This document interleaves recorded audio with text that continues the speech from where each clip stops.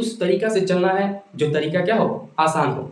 चलने के लिए वो तो रास्ते पहुंचाएंगे, वहां पे मंजिल तक पहुंचना ही है, लेकिन जो आसान है, अगर हमें लग रहा है कि आसान है, तो क्यों ना हम उसी पे चले। तो दिवाली की ढेर सारी शुभकामनाएं, और आप सभी को, आपके परिवार को शुभ दीपावली। चलिए हम लोग अपने सिलेबस को भी कंप्लीट करते हैं।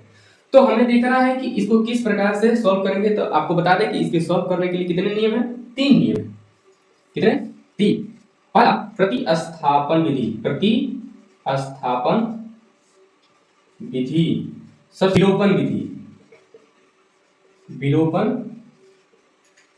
विधि। तीसरा है वज्र गुणन विधि। तो सबसे पहले हम प्रतिस्थापन देखेंगे, फिर विलोपन, फिर वज्र गुणन विधि।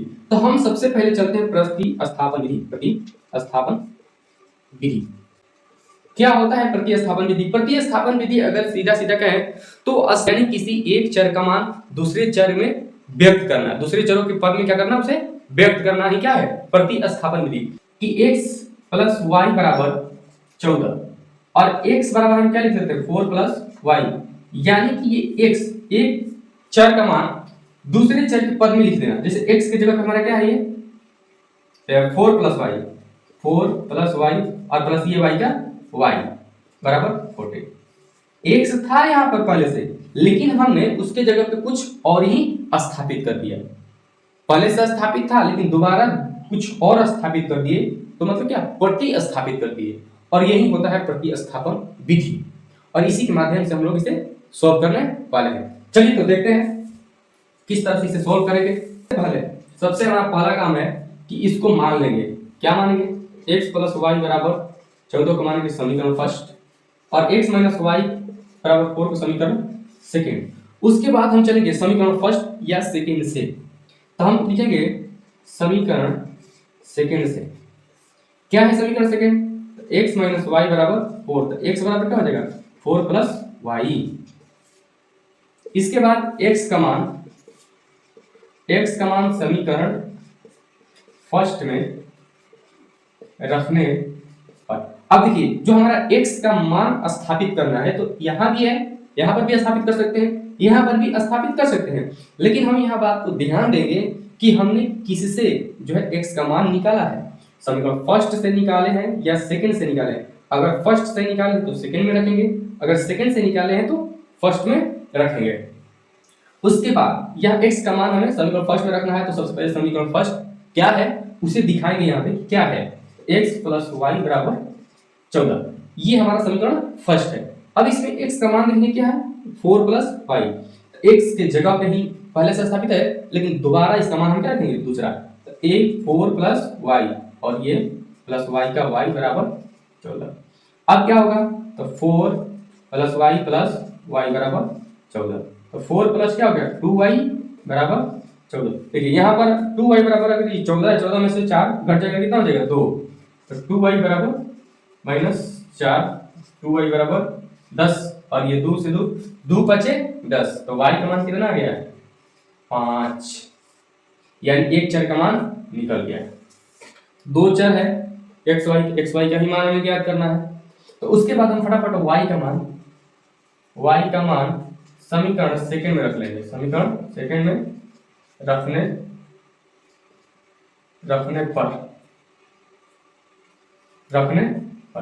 तो समीकरण सेकंड क्या है भाई, तो यहाँ हम देख लेंगे x माइनस वाई बराबर 4 दिया है। x के जगह पे कुछ नहीं है, लेकिन 5 निकल गया है, बराबर 4। तो x बराबर क्या होगा, 4 प्लस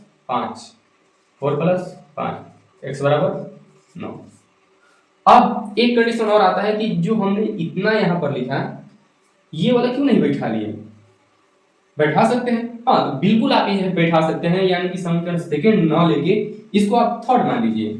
थर्ड मान के यहाँ सेकंड की जगह थर्ड कर दीजिए, और थर्ड करने के बाद डायरेक्ट ये लिख के x बराबर 9, यानी 2 स्टेप में ही आपका आंसर आ जाएगा। चलिए, ये है प्रतिस्थापन। याद रखिएगा कि केवल उसकी जगह पे, कोई चर के जगह पे दूसरे चर का मान को स्थापित करना है। यानी कि एक चर का मान दूसरे चर के पद में क्या कर देना, व्यक्त कर देना। जैसे यहां पर ये x का मान हमने क्या कर दिया, y के पद में व्यक्त कर दिया। x को हटा करके किसमें कर दिया, y में कर दिया। तो ये चेंज करना होता है। चलिए एक और उदाहरण लेते हैं थोड़ा सा इसे डिफिकल्ट, ताकि आपको और अच्छे से क्लियर हो जाए। चलिए तो हमने यहाँ पर दो समीकरण ले लिए हैं, अब इसको 1 मान लेंगे और इसको 2 मान लेंगे। तो यहाँ पर सबसे पहले हम x या y का वैल्यू क्या करेंगे, निकालेंगे। तो हम समीकरण फर्स्ट या सेकंड से किसी से भी निकाल सकते हैं। तो समीकरण सेकंड से चलेंगे, समीकरण सेकंड से। अब आप कहेंगे कि सर ये तो समीकरण सेकंड बार बार ले रहे हैं, फर्स्ट भी ले लीजिए। तो ऐसा बात नहीं है, हम ले सकते हैं फर्स्ट, लेकिन हमें उस तरीका से चलना है जो तरीका क्या हो, आसान हो। चलने के लिए वो तो रास्ते पहुंचाएंगे, वहां पे मंजिल तक पहुंचना ही है, लेकिन जो आसान है, अगर हमें लग रहा है कि आसान है, तो क्यों ना हम उसी पे चले, है ना। तो ये थोड़ा सा देखिए, इसमें वैल्यू भी कम है, मान भी कम है, जो डिजिट है, अंक है, संख्याएं हैं, वो कम है, यानी हर तरह से ये कम है। क्यों नहीं इसको ही लेके चलते हैं। तो यहाँ पर हम दिखाएंगे कि क्या है, बराबर 3। तब x का वैल्यू निकालेंगे, x बराबर क्या हो जाएगा 3 माइनस 2y। x का मान हमने निकाल लिया। उसके बाद अब x का मान समीकरण फर्स्ट में रखेंगे, x का मान समीकरण फर्स्ट में रखने पर x का मान हम कहाँ रखेंगे, समीकरण फर्स्ट में। समीकरण फर्स्ट क्या है हमारा 7x, दिखा दीजिए एक बार, 7x माइनस 15y बराबर 2। अब x के जगह पे देखिए x है पहले से, लेकिन इसके जगह पे y के पद वाला रख देंगे, यानी दूसरे चर के पद में इसे चेंज करेंगे। तो क्या है 7 into 3 minus 2y minus 15y equal to 2। अब इसे आपस में गुणा कर लीजिए, 7 21 माइनस 7 दूनी 14y और माइनस ये 15 का 15y बराबर 2। अब यहाँ पर देखिए 21 इधर आएगा तो ये माइनस में हो जाएगा, लेकिन ये दोनों क्या हो जाएंगे, उधर चले जाएंगे तो ये प्लस में हो जाएंगे। तो डायरेक्ट कर रहे हैं, तो यहाँ पर 21 माइनस 2 बराबर 15 और 14 कितना हो गया 9 2 29y। तो यहाँ पर बचा 19 और ये गुणा में है तो भाग में आएगा 29 बराबर y। या करके लिख लीजिए y बराबर कितना आया 19 बटा में 29। अब इस 29 का मान यानी कि y बराबर y का मान समीकरण 1 में रखेंगे, समीकरण 1 में। चलिए अब 1 में नहीं रखते हैं, आप कहेंगे कि पिछली बार वही, इसको हम थर्ड मान लेते हैं। तो हम y का मान किस में रखेंगे, समीकरण थर्ड में रखने पर, ताकि आपको भी पता चले कैसे बना सकते हैं। तो यहाँ पर हमारा थर्ड क्या है, सीधा सीधा है, x बराबर 3 माइनस 2y, x बराबर 3 माइनस 2y रखिए, 3 माइनस 2 और y का मान क्या है गुणे 19 बटा में 29, x बराबर 3 माइनस 19 दूनी 38 बटा में 29। x बराबर गुणा कर लीजिए, नतिया 27 3 27 या नतिया 27 कुछ भी कहिए, और यहाँ पे 3 दूनी 6 6 2 8 माइनस 38 बटा में 29। x बराबर 17 में से 8 गया 8 9 17 9, 6 में से 3 गया 3 29 और x समान क्या आ गया 39 बटा में 29। तो ये हमारा दो जो वेरिएबल है चर राशि x और y, इन्हीं का मान हमें ज्ञात करना है, और ये होता है प्रतिस्थापन विधि।